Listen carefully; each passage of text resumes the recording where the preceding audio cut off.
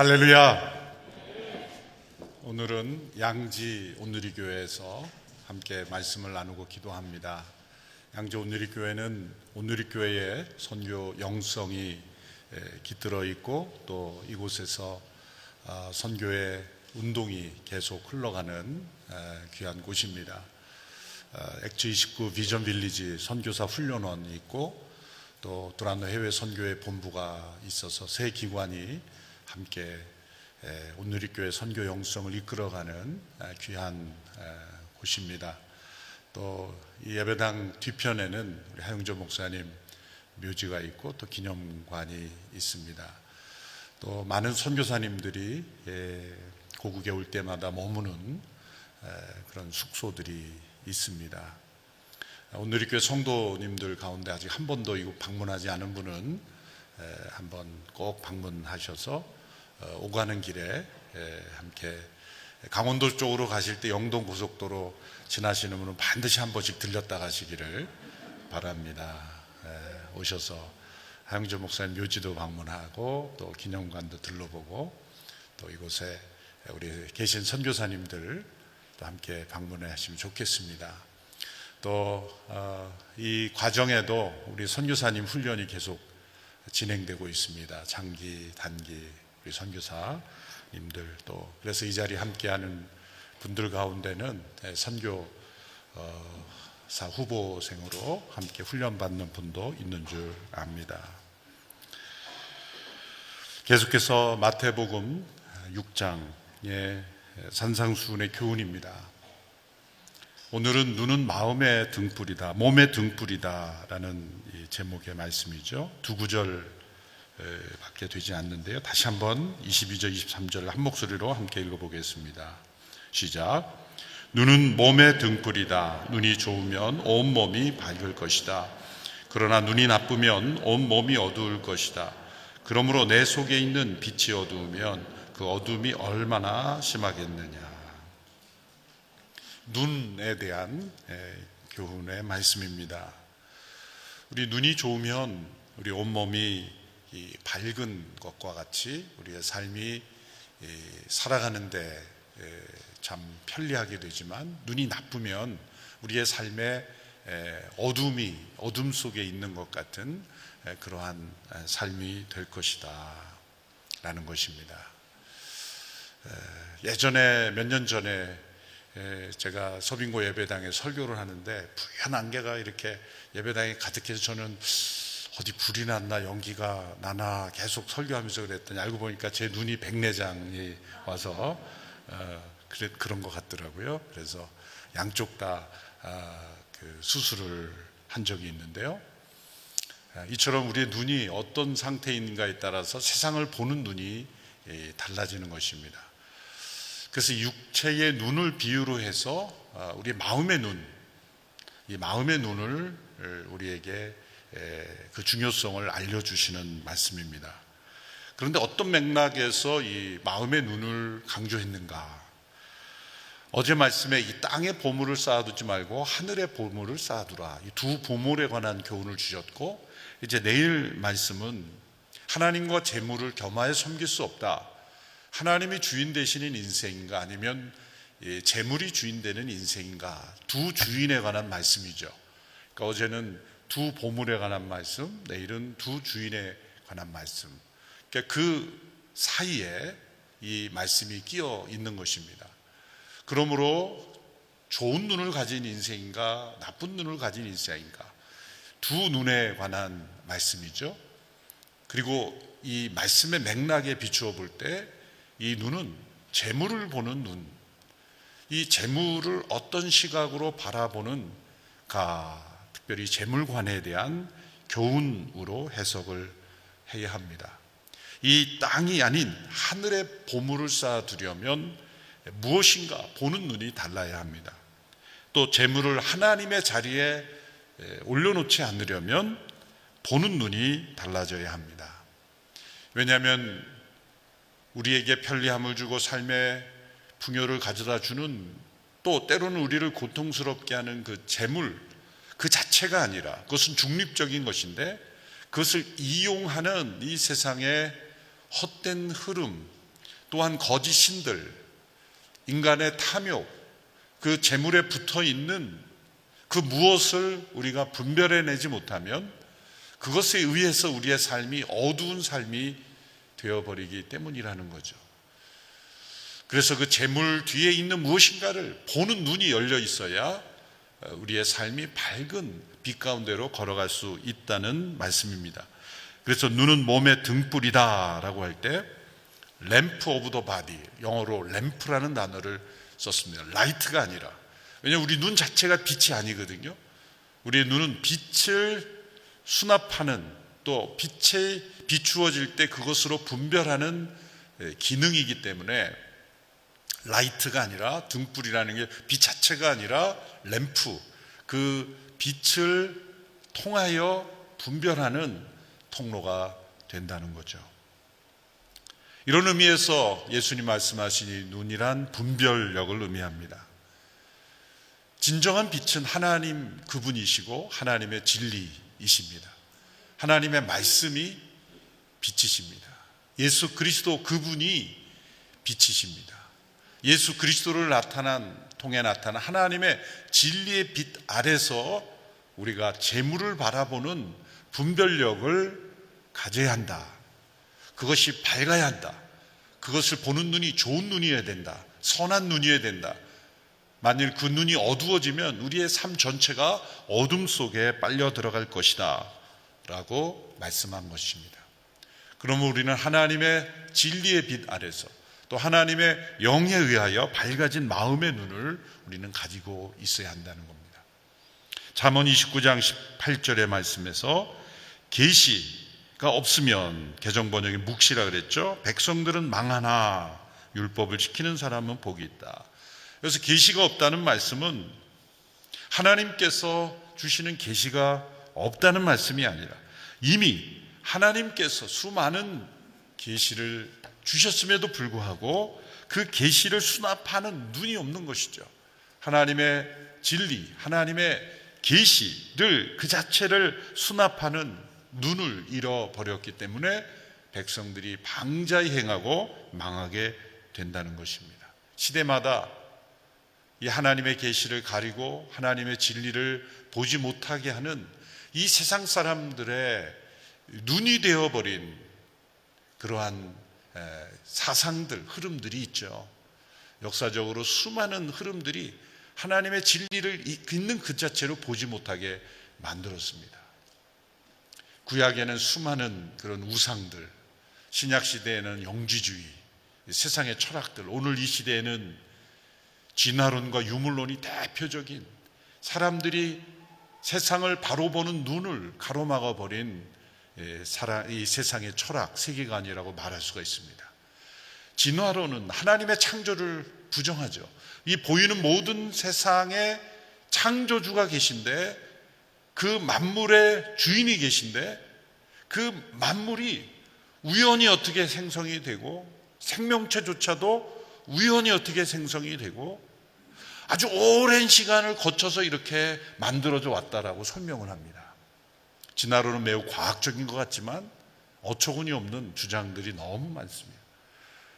진화론에 빠지지 않고 등장하는 건 뭐냐면 아주 오랜 시간이라는 거예요. 뭐든지 설명할 때 오랜 시간에 거쳐서, 연도도 얼마나 그렇게 다양한지, 뭐 수억만 년, 수백억만 년 뭐 갖다 붙여요.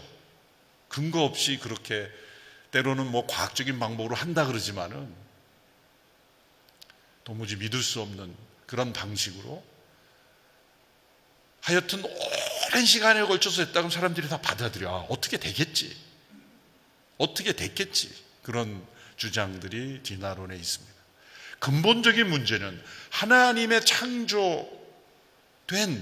피조물이라는 것을 인정하지 않을 때 결국 사실 이것이 유물론으로 이어지죠.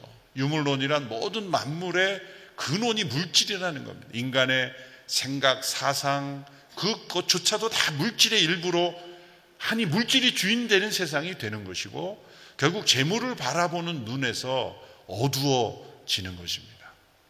오늘 이 땅에서 물질주의가 팽배하고 물질 만능주의가 팽배한 것은 그 토양이 진화론과 이 유물론에 의해서 이 토양이 되어 있기 때문에 그 위에 사람들이 재물이 신이 되고 재물의 종이 되는 이유가 바로 그것입니다. 창조주 하나님, 하나님의 창조를 받아들이는 사람은 모든 만물의 주인이 하나님이시기에 재물이 주인이 될 수 없어요. 그리고 하나님이 창조하신 그 물질이 하나님의 권위 아래 있기 때문에 어떻게 재물이 하나님이 될 수 있습니까? 우리가 살아가는 필요의 삶에 필요한 물질보다 더 중요한 것이 우리의 영혼이라는 의식을 갖지 못하게 하는 것이 유물론이죠. 우리의 정신조차도 물질의 산물이라고 보는 유물론에 사로잡혀 있으면 어떻게 올바른 분별력을 가질 수 있겠습니까? 오늘 이 시대에 우리의 눈을 어둡게 하는 마음의 등불, 우리의 몸의 등불이 되는 올바른 판단력을 앗아가는 이 진화론과 유물론에 대한 분별력을 가져야 돼요. 그렇지 않으면 우리의 눈은 어두운 눈이 되는 것입니다. 그러므로 우리 자녀들에게 하나님의 창조를 가르쳐야 됩니다. 학교에서 가르치는 것이 다 진리가 아닙니다. 교과서에 나오면 다 진리가 아닙니다.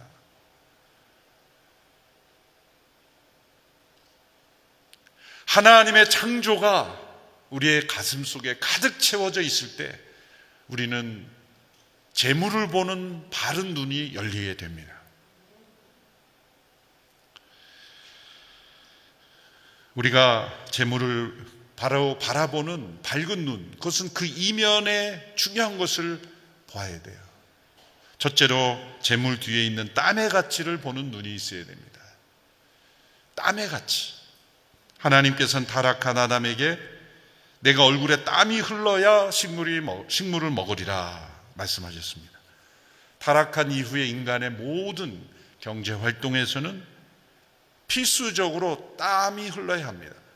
이것은 하나님이 인간을 징계하시기 위해서 땀이 흘러야 된다는 게 아니라 올바른 재물관을 가지기 위해서 땀을 흘리는 수고와 노력이 있을 때 그 재물을 바로 바라보는 눈이 열리게 되기 때문이에요. 사람들이 복을 가리켜서 땀 흘리지 않고 얻은 것을 복 받았다 그렇게 말하지만 땀이 엄치 얻는, 땀 흘리지 않고 얻은 것은 때로 복이 아니라 독이 될 가능성이 많아요. 그래서 하나님께서 아주 특별한 경우가 아니면 땀 흘리지 않고 얻은 것을 주시지 않는 거예요. 그래서 심은 대로 거두게 하시는 하나님의 일반 법칙을 가장 중요한 법칙으로 중요하게 생각하시는 이유가 바로 거기에 있습니다. 시편 128편에 보면 여호와를 경외하며 그 도에 행하는 자마다 복이 있도다. 내가 내 손이 수고한 대로 먹을 것이라 내가 복되고 형통하리로다. 수고한 대로 먹는 것, 땀 흘리는 이 수고와 더불어 재물을 얻게 되는 것이 바로 복이라는 겁니다. 이게 왜 복입니까? 이 세상에는 수고한 대로도 사실 얻지 못하는 세상이기 때문에, 죄와 타락의 질서 가운데 있는 이 세상은 정말 수고한 대로도 얻지 못하는 거죠. 그러니 땀 흘린 대로 얻게 된다면 이건 엄청난 복인 것이죠. 재물 뒤에 땀을 볼 수 있어야 돼요. 그리고 내가 얻은 모든 재물 뒤에 나의 땀 흘림이 있었는가, 그 땀을 보는 거예요. 재물 뒤에 땀을 볼 수 있을 때 우리는 밝은 눈을 가지고 있게 된다는 거죠. 땀의 가치는 무엇으로 결정합니까? 그건 목적이죠. 목적이 그 땀을 가치를 결정하는 거죠. 뭐 도둑질도 땀 흘리며 할 수 있어요. 그러면 다 땀 흘리며 얻으면 다 좋은 겁니까? 도둑질도 땀 흘려야 잘할 수 있는데, 땀의 목적은, 이 가치는 목적이 무엇이냐라는 거죠. 자신은 땀 흘리지 않고 다른 사람의 땀만 요구하는 그런 인생이 되어서는 안 돼요. 미국의 어느 시골 교회에서 있었던 일이죠.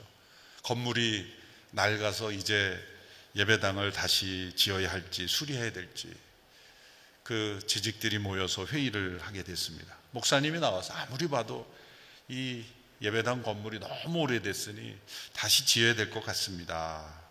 근데 성도님들은 모두 그 교회에서 가장 그 재물이 많은 부유한 성도 눈을 다 쳐다보는 거예요. 그분이 어떻게 결정을 하는가에 따라 이게 달라질 수 있기 때문에 그 눈초리가 느껴지니까 그분이 일어나서 이렇게 말했습니다. 예배당 건물이 좀 낡았지만 고치면 더 쓸 수 있을 것 같습니다. 그러니까 제가 500불을 내겠습니다. 모든 성도들의 얼굴이 좀 싸늘해졌습니다. 근데 그분이 그렇게 말하고 앉는 순간 그분이 좀 무게가 나갔던 것 같아요. 그 순간 나무 토막 위에서 떨어져 가지고 다칠 뻔했어요. 그분이 놀라서 다시 일어났어요. 생각보다 건물이 많이 노후된 것 같군요.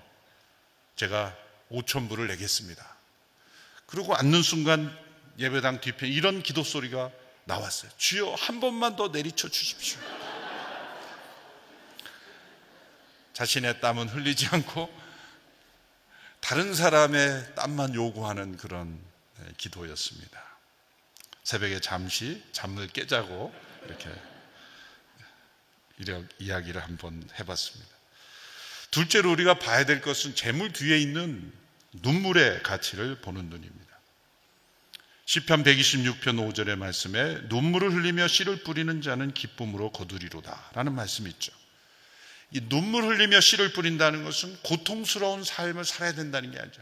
이 눈물은 농부가 눈물 흘리며 씨를 뿌리는 건 하기 싫은 일을 억지로 하면서 흘리는 눈물, 고통과 착취 속에 흘리는 눈물이 아니라 소망의 눈물, 감사의 눈물, 씨를 뿌릴 수 있다는 것 자체가 감사한 일이에요.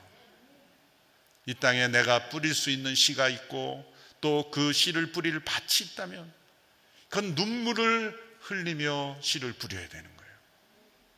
우리에게 삶에 일할 수 있는 터전이 있고 함께 삶을 살아갈 수 있는 공동체가 있다는 것, 그리고 우리가 이렇게 대한민국이라는 국가에 있다는 것 자체도 눈물 흘릴 거예요.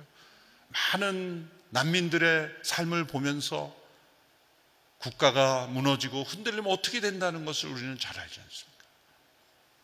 우리가 이렇게 하루하루를 살아가며 씨를 뿌릴 수 있다는 그 자체를 감격스러워서 눈물을 흘릴 수 있어요. 물론 매일 직장에 나가면서 눈물 흘리면 그건 좀 그렇죠. 그러나 가끔 문득문득 우리가 내가 이렇게 일할 수 있다는 자체가 감격스러워야 되는 거예요. 그게 소망의 눈물이요, 감사의 눈물이에요.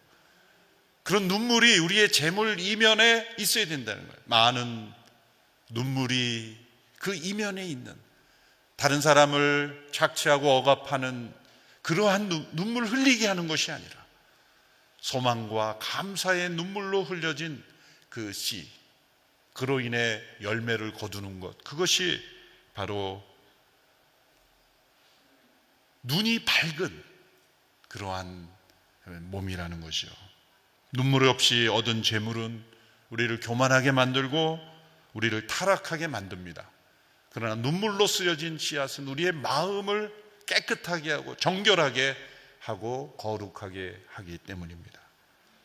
셋째로, 재물 뒤에 있는 영원한 생명의 가치를 바라보는 눈이 있어야 합니다. 땀과 눈물, 그 두 가지를 통해 얻은 재물이 가져다 주는 행복은 이 지상에서의 행복이죠. 그러나 예수 그리스도의 보혈을 통해 얻은 영원한 행복은 가져다 주지 못합니다. 그러나 우리의 재물이 영원한 생명의 가치와 연결되는 그 재물의 이면에 있는 영원한 생명의 가치를 바라보고 그 재물을 바라볼 때 밝은 눈을 가진 인생이 된다는 것입니다. 누가복음 15장에 보면 예수님께서 어느 불의한 청지기를 칭찬하시는 그런 비유가 나오죠. 어느 부자가 자신의 청지기가 주인의 재산을 낭비하고 있다는 소문을 듣고 이제 당신 곧 해고입니다. 일정한 말미를 주고 해고를 통보했습니다. 이 청지기는 해고 통보를 받은 그 순간부터 이제 해고 날짜, 운명의 날까지 주인에게 빚지고 있는 사람들을 불러 모아서 자신이 주인이 아닌데도 자신이 주인인 것처럼 빚을 감해주고 탕감해주고 하여튼 나갈 때까지 나쁜 짓을 한 거죠. 자기 마음대로 그 빚을 감해준 겁니다. 그런데 주인이 그 이야기를 듣고 이 불의한 청지기를 칭찬했다는 내용입니다. 이 부도덕한 청지기의 행동을 칭찬하는 것은 그 행동 자체가 잘했다는 것이 아닙니다. 이걸 통해 우리에게 알려주는 건 뭐냐면, 이 자신의 인생에 다가온 이 위기를 대처하는 그 모습에 있어서 그 행동을 통해서도 우리가 배울 게 있다. 무엇인가? 누가복음 16장 9절 10절에서 이런 교훈을 남겨주셨습니다. 참 그 과정, 이 비유 자체는 이해하기 힘든데 이 교훈은 매우 중요한 내용입니다. 우리 같이 한 목소리로 함께 읽어볼까요? 시작. 내가 너희에게 말한다. 불의한 재물로 너희를 위해 친구를 사귀라. 그래서 재물이 다 없어질 때 그들이 너희를 영원한 장막으로 환영하게 하라. 누구든지 적은 일에 충성하는 사람은 많은 일에도 충성할 것이요, 누구든지 적은 일에 불의한 사람은 맡은 일에도 불의할 것이다. 그러니 불의한 재물을 다루는데 충실하지 못했다면 누가 참된 재물을 너희에게 맡기겠느냐? 불의한 재물로 친구를 사귀라. 그 친구는 누구입니까? 재물이 다 없어질 때 너희를 영원한 장막에서 환영하는 친구를 사귀라는 것입니다. 예수님은 이 비유에서 이 세상의 재물에 대한 매우 적극적인 자세를 말씀하고 있습니다. 재물에 대해서 손을 떼라, 관여하지 마라, 산속 깊이 들어가, 전혀 재물이 필요하지 않는 곳에 그렇게 파묻혀 살아라, 사유재산이 없는 공산주의 사회를 만들어라, 그렇게 말씀하지 않으죠. 재물에 대하여 충성하라 그랬어요. 이것은 재물을 보는 눈이 유물론에 의하여, 진화론에 의하여 재물을 하나님처럼 그렇게 여기면서 사로잡히라는 것이 아니라, 이 충성하라는 것은 재물을 지배하고 다스릴 수 있는 영적 분별력을 가진 자로서 재물을 가지고 무엇인가를 할 수 있는 사람이 되라. 이 세상의 불의한 이들도 그 재물을 가지고 이렇게 자신의 위기를 극복하기 위해서 사용하는데, 우리에게 영원한 나라, 영원한 생명의 가치가 있다고 한다면 그 영원한 생명의 가치를 드러내는 재물의 청지기가 되라는 거죠.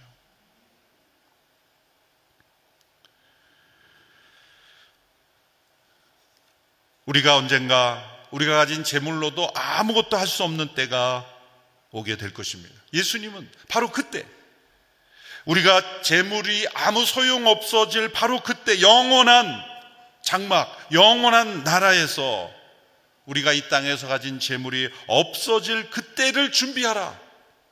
만일 그때 당신이 이 땅에서 사용한 재물로 인해서 구원받고 당신이 이 땅에서 충성스럽게 관리한 그 재물로 영원한 나라에서 증거할 누군가가 그 영원한 장막에서 만날 친구가 있다면 충성스러운 것이다. 그것을 위해서 사용해라 말씀하신 거죠. 당신의 재물이 사용됨으로써 천국에 이르는 사람이 당신 앞에서 증언할 수 있는 누군가가 있는가? 아무런 재물이 필요로 하지 않을 때 하나님께서 우리에게 질문하실 때 너를 위해 증언할 사람이 천국에 있게 될 것인가? 이 땅에 불의하게 사용되는 재물을 바로 그러한 친구들, 영원한 천국에서 당신을 위해서 증언할 수 있는 사람들을 사귀는 데 사용해라. 그런 의미에서 적극적으로 재물을 바라보는 거죠. 재물이 하나님이 되고 재물에 휩쓸려가는 인생이 아니라 영원한 처소에서 만나게 될 사람들을 위해서 재물을 사용하라는 말씀이에요. 제가 담임 목회자가 된 이후에 만난 분들 중에 많은 선실한 우리 성도님들의 헌금, 후원을 경험하면서 참 감동을 많이 받았습니다. 그런데 잊혀질 수 없는, 마음이 생각만 해도 먹먹한 두 케이스가 있습니다. 하나는 한동대학교를 후원하신 두 권사님의 이야기입니다. 2018년도였는데 김영희 권사님과 함께 두 권사님이 찾아오셔서 참회세요. 이분들은 미국에 일찍 이민 가서 뜨개질하면서 하루에 3-4시간밖에 못 자면서 하루에 한 끼밖에 못 먹는 때가 많아요. 그렇게 해서 모아서 한국에 아파트 한 채를 마련해요. 이분들이 한국에 와서 여수요양원에서 어려운 분들을 위해서 오랜 시간 봉사하다가 은퇴하실 때가 돼서 이제 미국에 연금이 되고 노인 아파트가 나오죠. 한국에서의 모든 모았던 평생 모은 재산을 다 헌금하고 떠나시는 거예요. 정부에서 나온 연금만으로도 충분히 둘이 자매신데 살아갈 수 있다. 아파트 한 채와 모든 캐시 이자까지 다 한동대학교를 위해서 헌금하고 호련히 떠나신 분이 계세요. 뭐 사진 찍는 것도 사양하시고, 그렇게 참 불의한 에 사용될 수 있는 재물을 영원한 나라에서 그렇게 살아가는. 또 한 케이스는 작년에 우리 CGN TV를 후원하신 분 가운데 장애인 복지관을 운영하면서 장애인들과 함께 살아가는 그런 분인데, 이분이 뜻밖의 큰 헌금을 보내오셨는데 그분의 모든 것이었어요. 그 말씀을 우리가 드리며, 제가 이 말씀을 읽고 그 영상을 보고 오늘 말씀을 맺겠습니다. 디모데전서 6장 17절 19절의 말씀. 너는 이 세상에 부유한 사람들에게 명령해서 교만하지 말고 덧없는 재물에 소망을 두지 말며 오직 우리에게 모든 것을 풍성히 주어 누리게 하시는 하나님께 소망을 두게 하여라. 또한 선을 행하고 좋은 일을 많이 하고 아낌없이 베풀고 기꺼이 나누어 주게 하여라. 그렇게 함으로 그들이 자신들을 위해 기초를 든든히 쌓아 앞날에 참된 생명을 얻게 하라.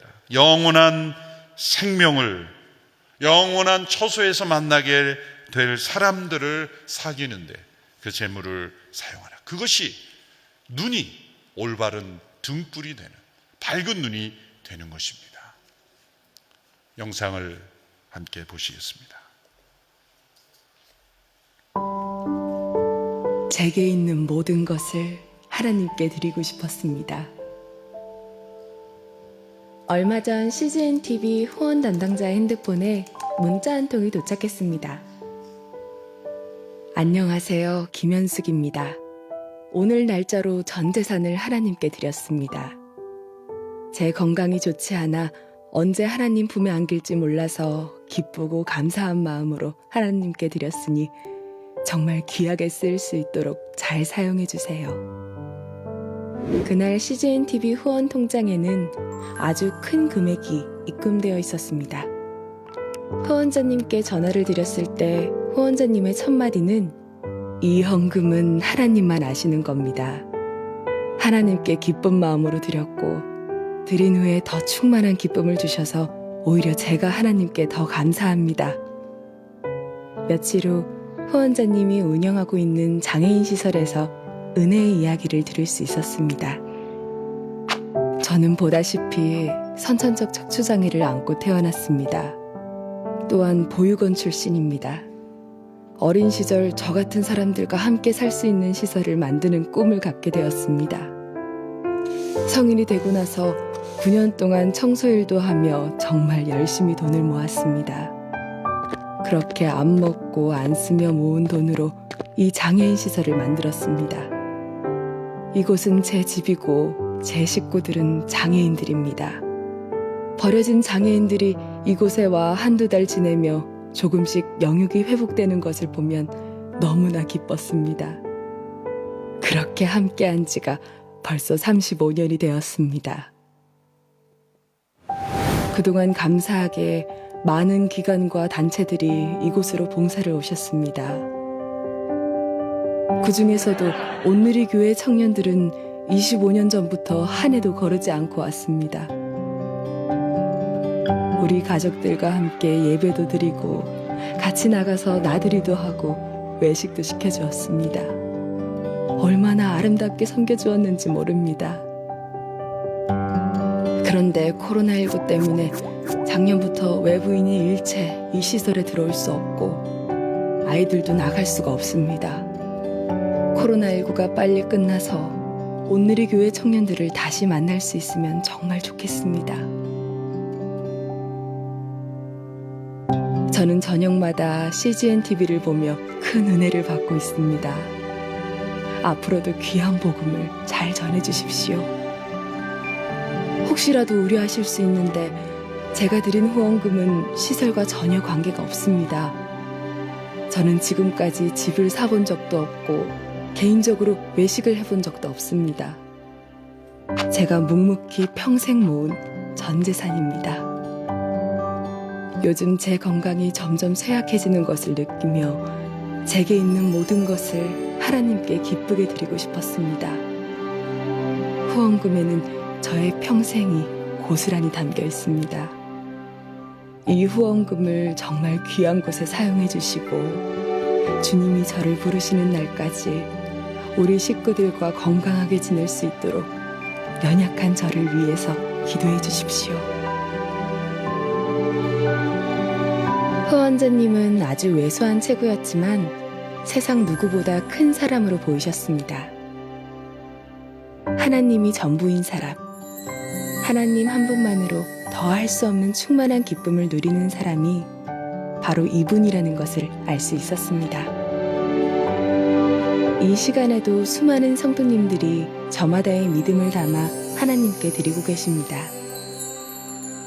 향기로운 예물의 깊이와 감동의 무게를 CGN TV가 안아 복음의 길로 진중한 발걸음을 한 발 한 발 내딛어 봅니다.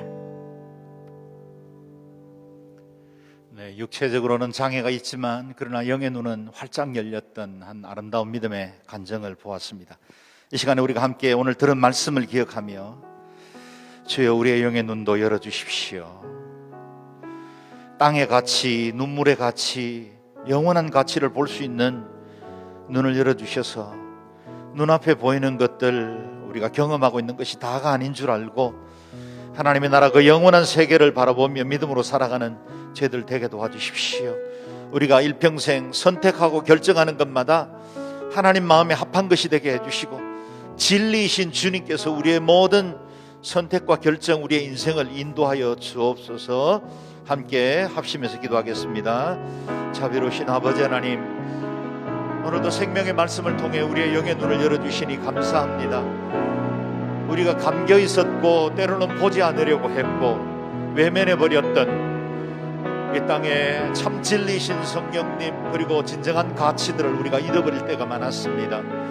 아버지 하나님, 땀의 가치를 제대로 알게 하시고 눈물의 가치도 영원한 가치도 분별할 줄 아는 영의 눈을 열어주시기를 원합니다. 그래서 우리의 인생에 살아가는 모든 날 동안 재물과 이 땅의 명예, 모든 것들이 필요 없어서가 아니라 그것보다 더 완전하시고 영원하신 그 하나님의 나라를 온전히 사모함으로 믿음으로 바라보고 살아가는 저희들 되게 도와주시기를 구합니다. 그래서 세월 지나갈수록 더욱더 그리스도를 닮아가게 하시고 하나님의 형상에 이르도록 날마다 저희의 믿음을 온전케 해주시고 주님 한 분만으로 만족하며 그리스도 예수로 충만케 되는 복된 삶을 살아가게 하여 주옵소서. 이것이 문화가 되게 하시고 이것이 교회의 거룩이 되게 하시고 이를 통해 세상에 선한 영향력을 끼치며 이 땅에 하나님의 나라 확장하는 일에 쓰임받는 저희와 교회가 되게 하여 주옵소서. 이 시간에 마지막으로 우리가 한 번 더 기도합니다. 이 세대의 대학 청년들을 위해서 기도합니다. 청년들이 점차 소망을 잃어버리고 있습니다. 직장, 결혼, 자녀 포기하려고 합니다.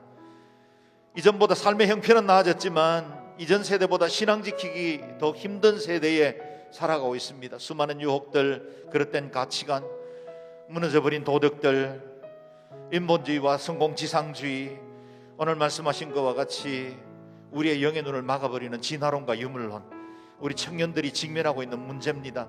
때로는 중독되기도 하고 이곳저곳에 마음을 잃어버리고 방황하기도 합니다. 하나님, 우리 청년들을 말씀으로 무장시켜 주시고 다시 저들을 새벽이슬과 같이 거룩한 하나님의 백성들로 서게 하여 주옵소서. 그래서 하나님, 이 모든 문제들을 돌파해낼 뿐만 아니라 미래 대한민국, 건강한 자유 대한민국을 세워나갈 의의 일꾼들로 저들을 사용하여 주옵소서. 우리 청년들을 위해서 기도합니다. 자비로우신 아버지 하나님, 은혜를 감사합니다. 하나님의 자녀들입니다. 주께서 이 세대에 구별하여 세우시고 미래를 짊어갈 의의 일꾼들로 이들을 세워주신 것을 감사합니다. 그러나 결코 믿음 생활이 쉽지 않는 여러 도전과 혼란스러운 상황 가운데 저들이 매일매일 직면해야 합니다. 아버지 하나님, 우리 젊은이들에게 꿈을 허락하여 주옵소서. 땅의 것이 아니라 하늘의 것을 볼 줄 아는 영의 눈을 허락하여 주옵소서. 현실적으로는 포기할 만한 것들이 많지만 그러나 주님 안에서 저들에게 소망과 열정을 허락하여 주시고 저들의 인생과 저들의 삶을 향하신 하나님의 선하신 목적과 계획을 깨달아 알아 이 땅의 것으로 중독되거나 마음이 흐트러지거나 분요해지지 않게 도와주시고 하나님의 나라 그 영원한 가치를 위해 살아가는 귀한 젊은이들 되게 하여 주옵소서.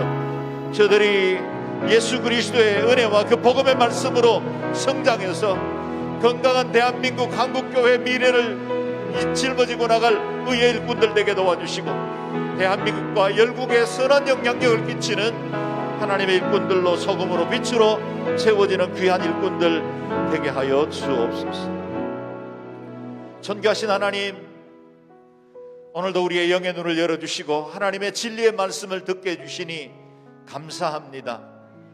진정한 가치, 영원한 생명, 하늘나라 그 비밀들을 깨달아 알고 볼 수 있는 영의 눈을 허락하여 주옵소서. 땅에 사는 날 동안 하늘에 속한 시민으로 날마다 거룩을 추구하며 주의 뜻 이 땅에 이루어 나간 일에 쓰임받는 소금과 빛으로 살아가는 저희들 되게 하여 주옵소서. 이 세대의 차세대들과 청년들에게 은혜와 능력을 다해 주셔서 다음 세대 한국교회와 대한민국을 짊어지고 나가 그리고 하나님의 그 뜻을 이 땅 가운데 이루갈 의의 일꾼들로 세워지게 하여 주옵소서.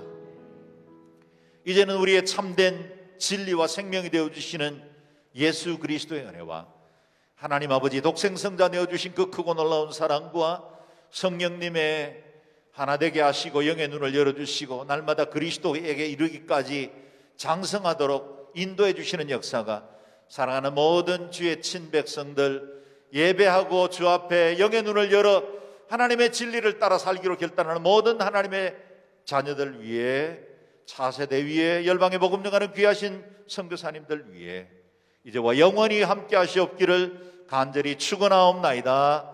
아멘.